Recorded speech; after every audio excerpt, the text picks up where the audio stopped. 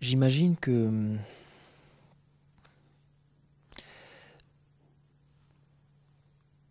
nous sommes une rotation, dans une perpétuelle rotation de force, chaque individu, de forces plus ou moins morbides, plus ou moins vitales, plus ou moins vivifiantes, plus ou moins morbides, et que nous transmettons en produisant une forme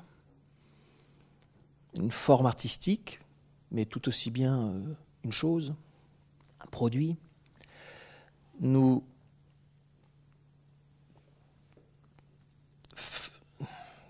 passons de la force et nous la mettons dans une forme. Ce sont nos forces mises en forme. L'organisation d'un quartier de vie, évidemment, avant qu'il puisse être urbanistiquement pensé ou carrément le temps de la vie d'un architecte pouvant produire une ville sur plan et finir comme Brasilia, ou un quartier qui met 100 ans ou 200 ans à se faire en cabajoutis, en palimpseste, en allées et venues des temps et des générations.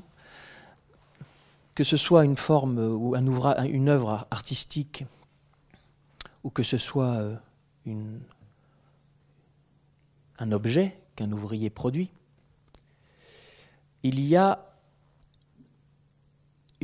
une force mise dans cette forme. Ces forces, parfois, on les met dans ces formes pour nous en protéger. Ce sont les forces morbides. On veut les cadenasser et pouvoir les regarder, tourner autour. Et parfois, ce sont des forces vives, des forces qui développent une puissance d'agir, tu disais, ou une possibilité de penser, à l'endroit où tout d'un coup la pensée est absolument l'adversaire et l'ennemi du savoir coagulé et appris par cœur. Ces sortes d'objets de savoir qu'on se transmet, comme on se transmet des opinions, qu'on s'échange, et où tout d'un coup la pensée est œuvre et mouvement viral, et mouvement de perpétuelle dissolution de cette forme de savoir coagulé, fixé, réifié, pour pouvoir toujours reposer la question d'un mouvement qui est pour la vie. Alors j'ai l'impression, en entendant ce matin les différentes personnes, ce que vous avez dit, ce dont vous avez témoigné, réfléchi, que j'en reviens toujours un peu à cette question finalement, qui est aussi l'image de la carte et le territoire, qui est aussi l'image des panneaux solaires sur un parcellaire agricole. C'est la question finalement qui va aussi séparer ou en tout cas engendrer un arc de tension théorique et conceptuel entre Marx et Benjamin, qui plus tard chez les situationnistes s'appellera la critique de la séparation, et qui est, puisque ce qu'il y a de commun entre produire une œuvre ou une forme et produire la manière d'une société, c'est-à-dire il y a une force commune, un nœud primordial, original, entre la forme d'une production sociale et ces formes culturelles qui la représentent. De même qu'on peut toujours se demander si le rêve se prend pour le sommeil ou si le sommeil voudrait se prendre pour le rêve. Et de savoir sur cette séparation, nous au théâtre, moi au théâtre, je ne suis jamais satisfait. Dans un raffinement si grand de la division sociale du travail aujourd'hui, la pointe d'un savoir est toujours aussi l'expression d'une solitude de pointe. C'est pour ça qu'on est, comme tu disais, se rencontre de moins en moins. On est là au bout du couloir minier, pas tout à fait grattant. Et par rapport à la critique, je me demande toujours si la professionnalisation, la division sociale toujours plus raffinée, donc des positions de plus en plus solitaires, fait que la perception que j'ai du monde social qui m'environne, si je dois investir mes sensations, mes rapports d'hostilité, mes rapports de confort avec cet environnement, est-ce que je dois toujours l'investir dans mon champ d'application directe? Alors là, ça serait faire du théâtre. Ou s'il y a quand même des questions dont il faut préserver le théâtre, à défaut de quoi on finirait par l'abîmer, à tout y foutre, sous prétexte qu'on ne saurait pas dans quel espace pratique autre que là où on en est de notre petite situation professionnelle, et donc on fourre tout là-dedans, on sublime tout là-dedans, et parfois j'ai l'impression, à mauvais escient, là où le critique, ou le théoricien, ou l'artiste se retrouvent uniformément dans un corps, le sien, le tien, le nôtre, et où parfois je me demande si... Je ne sais pas comment expliquer, parce que c'est structurel, c'est une fracture qui traverse les individus. Elle ne traverse plus simplement la société entre les corps, elle traverse tous les corps individuels.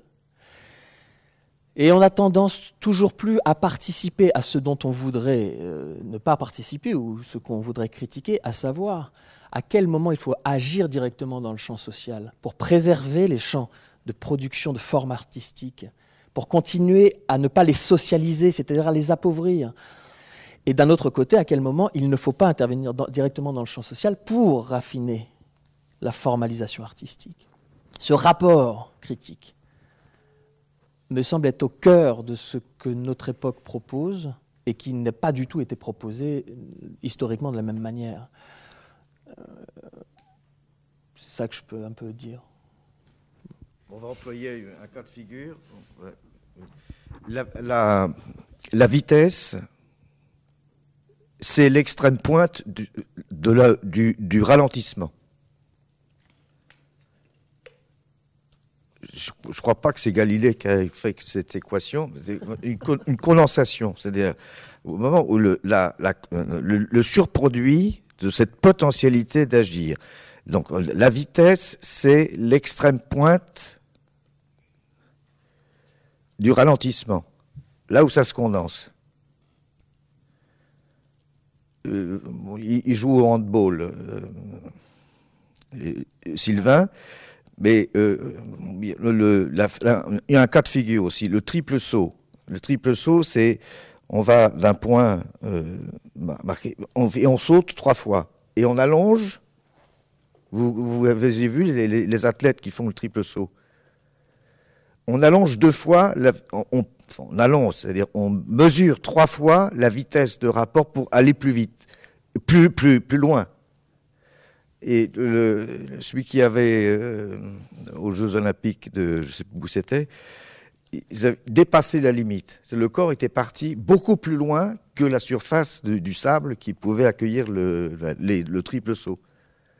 Donc c'est un cas de figure qui peut-être le corps est agi par une potentialité qui la dépasse, qui dépasse sa mesure d'agir, mais elle est effectuée. Donc il faut effectuer et contre-effectuer pour voir si l'événement a vraiment eu lieu ou s'il y a eu une combine, enfin un facteur, un subterfuge, ce qui a fait comme il manque dans une image quelque chose que le plan est continu. On peut dire aussi dans la raison de la cohérence, il y a des instants où cette interrogation subit cette tâche de détacher dans son mouvement tous les mouvements qu'elle est en train d'effectuer. Donc, c'est ce que je crois que Nicolas, tu as décrit, la tâche du critique, qui doit avoir double foi. Et parce qu'on tentait de dire j'ai aimé, j'ai pas aimé. Là, c'est vraiment des tartes à la figure. Mais quand on prend soin de vérifier si on a bien vu, on ne va pas le raconter à d'autres pour leur faire croire que c'est un subterfuge.